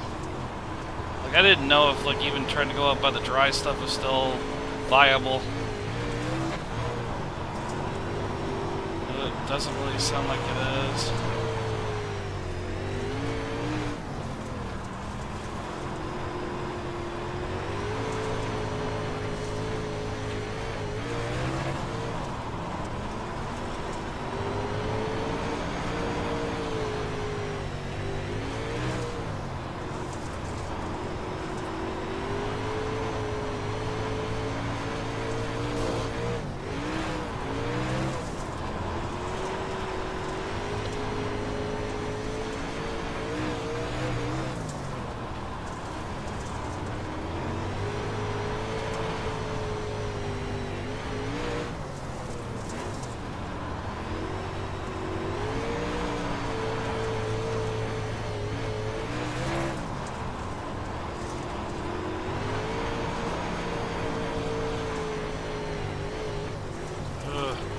Sorry I'm not talking very much. This requires a lot of concentration. Ugh. It gives me a... I mean, I appreciated what dirt drivers did before. I've been going to dirt tracks all my life, but man, it's a newfound appreciation for how hard it is to drive a dirt car.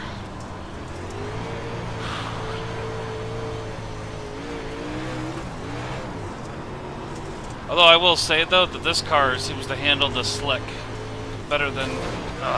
damn it. This car tends to handle the slick a little bit better than late model's not too bad. Sprint car, though, the sprint cars tend to be crazy. But that makes sense. They don't got any weight to them, so there's no weight on the tires to keep them nailed into the ground. So, versus, you know, late model and the UMP modifieds that weigh way more than what they got. So,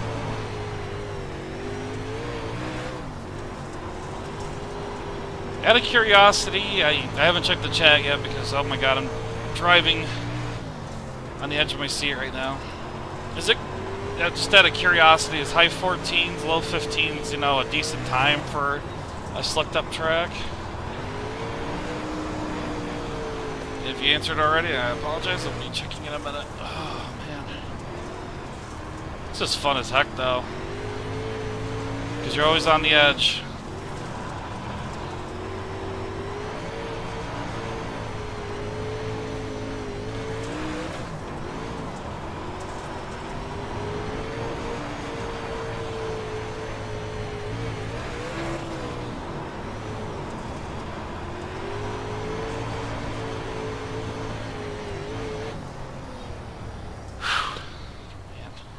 Gives you a good workout.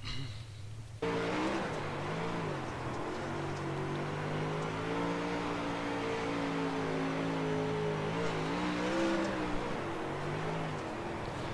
didn't seem to be too bad of an adjustment, though, I will say. Putting both J-bars at 12 and that slick. So it seems like, I know this might be obvious, but I'll say it for most people that don't know much about setups. The difference between the chassis and the J-bar, the measurements, that's called the J-bar rake.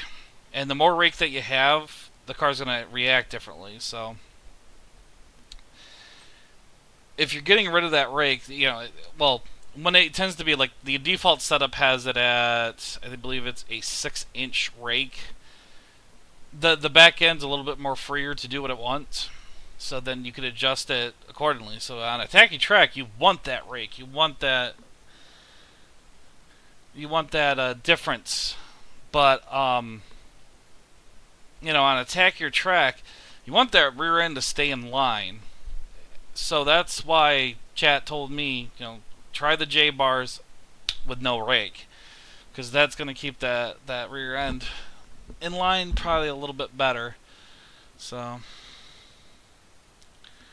I think the really fast guys are mid-14s, but they're not human. Yeah, I'm not at that stage yet. I'm trying to get there, but see, my fastest was a 14.9. I've been mostly in the 15s, so it looks like right now I'm pretty much just a mid-pack guy. It's crazy how fast those guys are, how they figure it out. But like the dirt surface before, it really wasn't bad. Like, as long as you stay off the slick stuff and you know, either ran below the slick stuff or above the slick stuff, your times did not vary very much. It seems like now slick really does kill your lap times, which finally, that's realistic.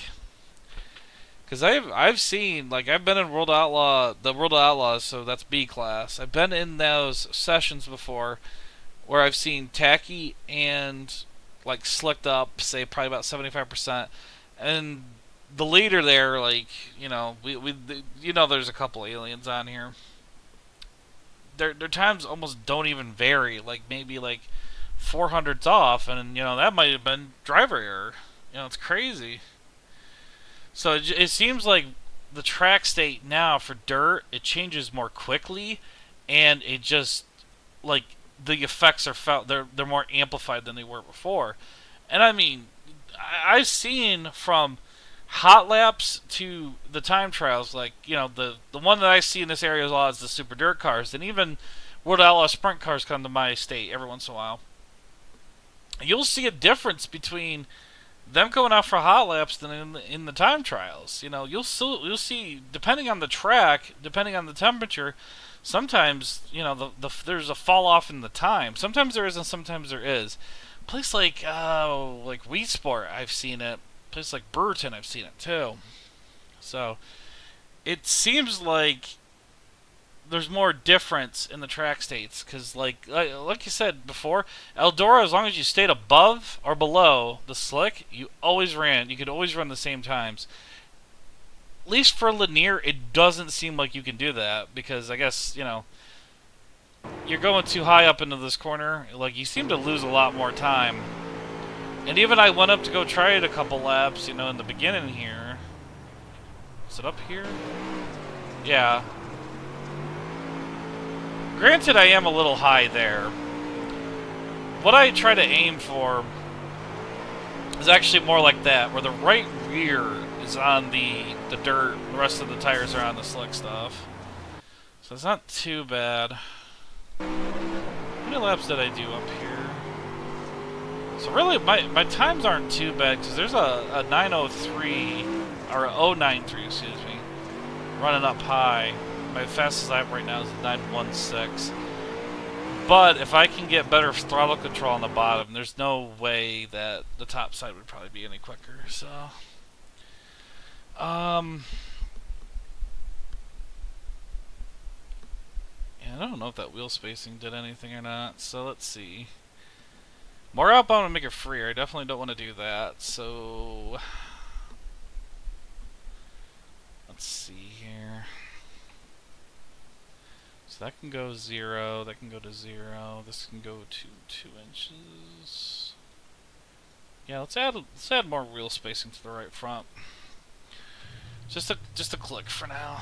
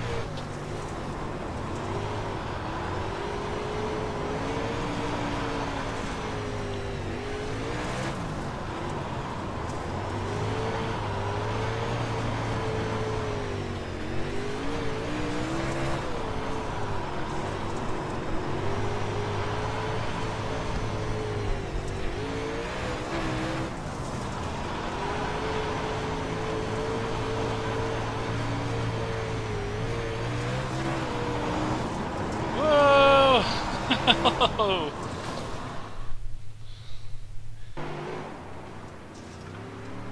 Okay, so it's... What was I... Oh! Next thing I want to try is... I want to see, just out of curiosity, what happens if I add even more left rear bite. So let's get up to 120 of it. Might be a little bit too far, who knows. Might be good, might be not good, I don't know.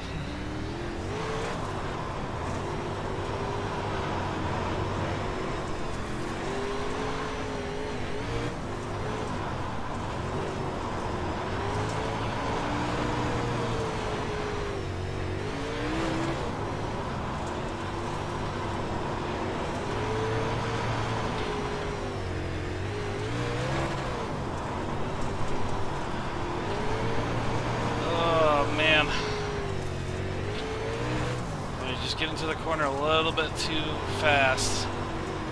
You pay for it. Oh, ah!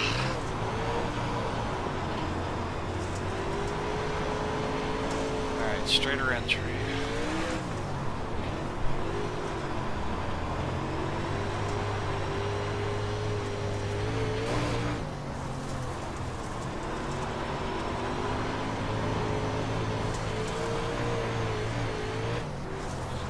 Oh, another thing I could do too is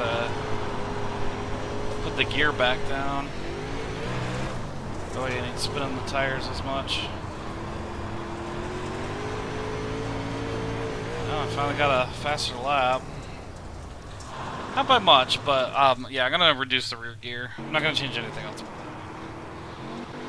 that. So default's like a 524 or 526. Let's go with the 526.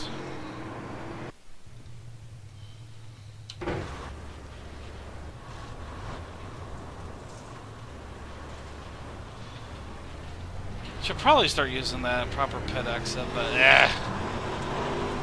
screw that.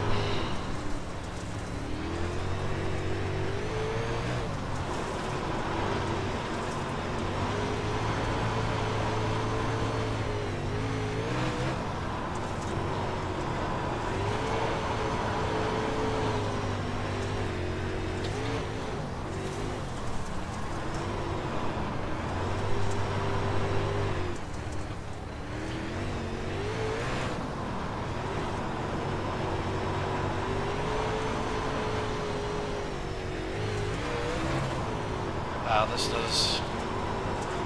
does require all your concentration. Dirt is love. Dirt is life.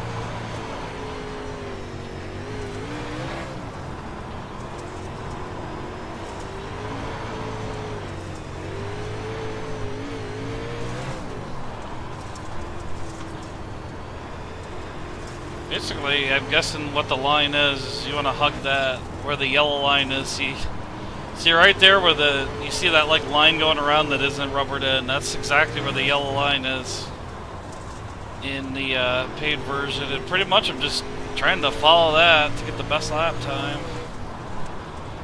Stay near that and try not to let go of it.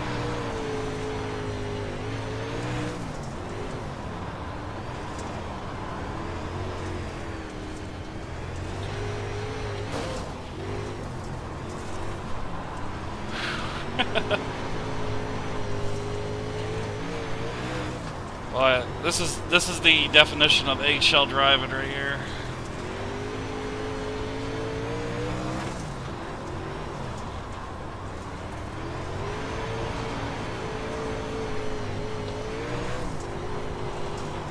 So it sounds like though if I'm staying in the 14s,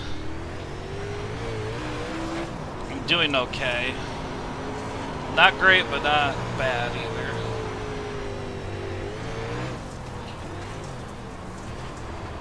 One thing I like too is now that we're on a slick track, I don't have as much dirt hitting the visor. I don't feel like that used to be the case. Yeah, this surface update's definitely changed the game. This is definitely way different than it was.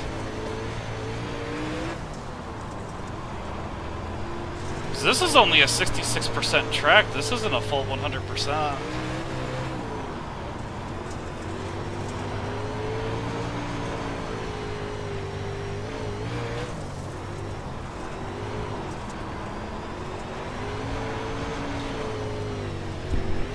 Alrighty.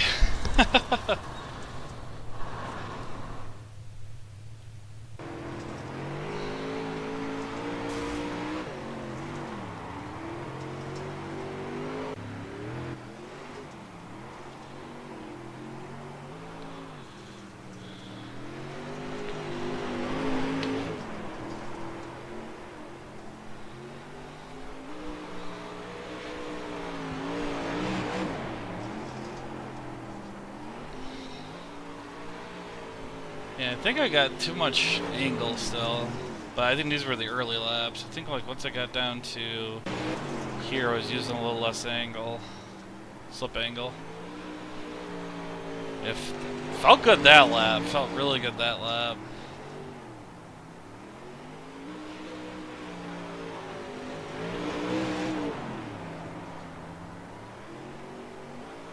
So that's when I started trying to do.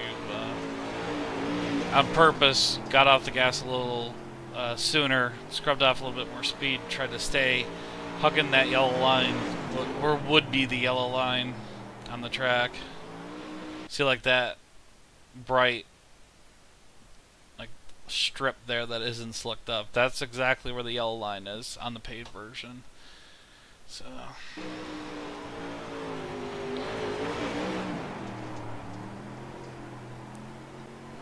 spring rate, yeah, I didn't think about that. Somebody in chat saying bump up the spring rate, and yeah, I got time to do a little bit more.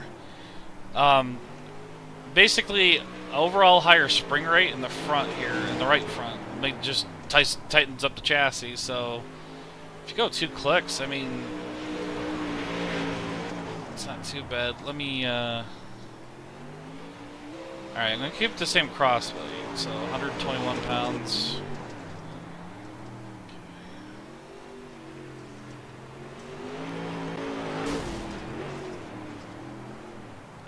122 is close enough. Let's see how that feels. Because this might be it. Because this is going to tighten up the chassis overall.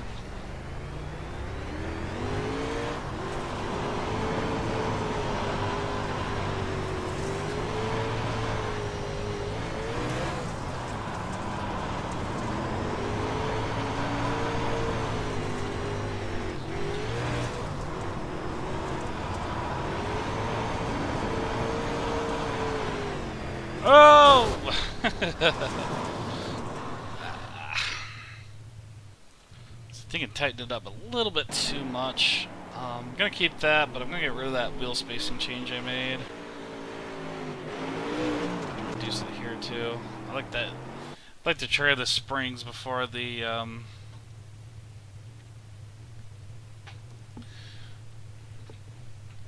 yeah, I mean, left rear bite probably is going to help it, but right now I'm just checking the changes. What individually the spring does.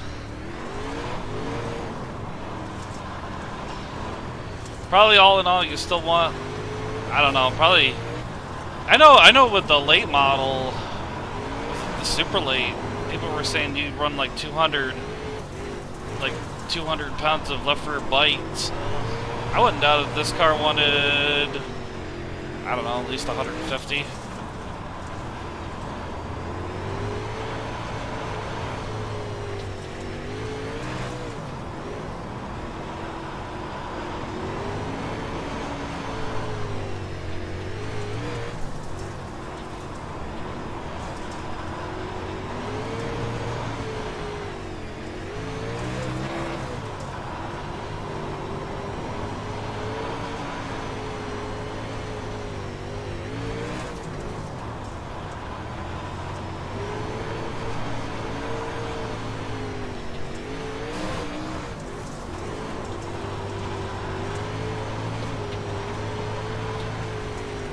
Higher right front spring too to make it feel better on the top side too, but I don't know if that'll be in the extra time. Just trying it for the heck of it. I'll go back to the low side here in a minute. Let me have my fun. I'll say this much, man, it feels super good on the top. May not be faster lap times, but man, it's driving itself at the top.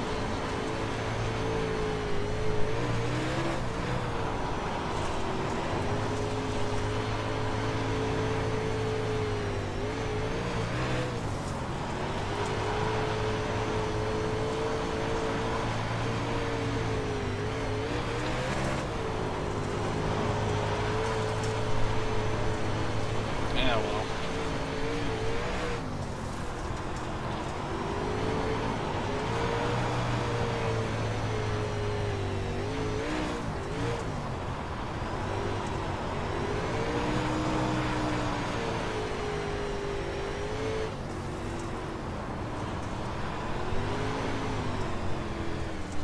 Oh boy, touch the apron.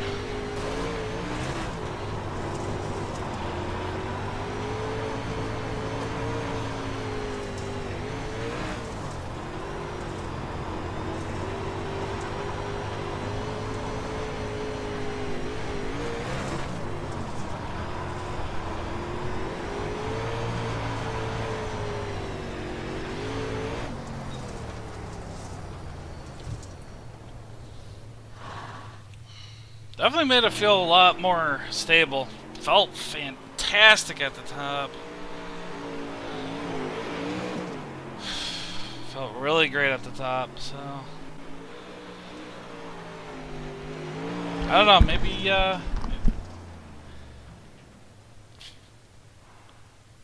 maybe keeping that bite in. But then again, it was at 131 and now it's at 127 when I took the wheel spacing out, so I don't know. Might not be too bad. Alright. Yeah, I've been streaming for 2 hours. It's what? Oh my god, it's 7 o'clock. Alright, so I'm gonna just save that for now. So this is the slick setup. I'll just let it sit on the screen for a minute. That way you can always pause it if you want to give it a try. It definitely does not handle like the baseline does, but it's not too bad. And then I'll get up. What was my last one? This one right here first. This was the one I used on the slick surface, so a little bit more stagger, a little bit more tire pressure.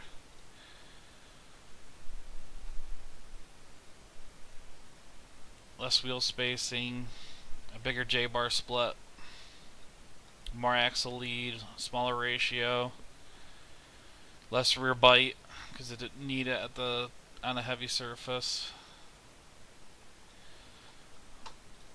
Leave them up there for a minute. So there you go. If you want to give it a try, I wasn't sure about those left rear shocks, but or the rear shocks in general, but it ended up feeling pretty good, so I'm gonna keep it. Experiment with it a little bit more, but yeah, I hope I helped you out a little bit. Maybe get your feet wet in modified racing, and yeah, gonna end the stream off here. If you enjoyed, I thank you for watching, and have a great day.